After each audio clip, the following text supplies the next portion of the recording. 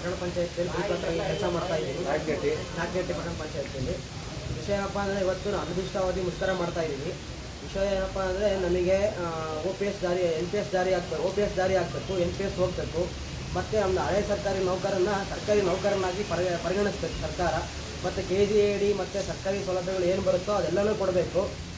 ಮತ್ತು ನಮ್ಮ ನೀರು ಸರಬರಾಜು ಸಿಬ್ಬಂದಿ ಮತ್ತು ವಾಹನ ಚಾಲಕರಿಗೆ ನೇರ ಪಾವತಿಯಲ್ಲಿ ಯಾರು ವರ್ಕ್ ಮಾಡ್ತೀರೋ ಅವರೆಲ್ಲರೂ ಸಮೇತನೂ ಸರ್ಕಾರಿ ನೌಕರರಾಗಿ ಒಳಗೆ ಬರಬೇಕು, ಕಾಯಂ ನೌಕರಾಗಿ ಕೆಲಸ ಮಾಡಬೇಕು ಅವರೆಲ್ಲನೂ.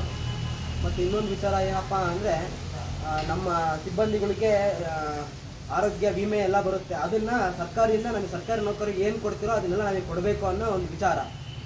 ಈ ದಿನಗಳಲ್ಲಿ ಕರ್ನಾಟಕ ರಾಜ್ಯ ಸರ್ಕಾರಿ ನೌಕರರಿಗೆ OPS ಮತ್ತು ಆರೋಗ್ಯ ವಿಮಾ ಕಾರ್ಡು, ಇನ್ನೂ ಸಂಜೀವಿನಿ ಕಾರ್ಡು ಮತ್ತು ಇನ್ನೇನು ಅನೇಕ ಕಾರ್ಡುಗಳು, ಅನೇಕ ಸವಲತ್ತುಗಳನ್ನು ಕೊಡ್ತಾ ಇದ್ದಾರೆ.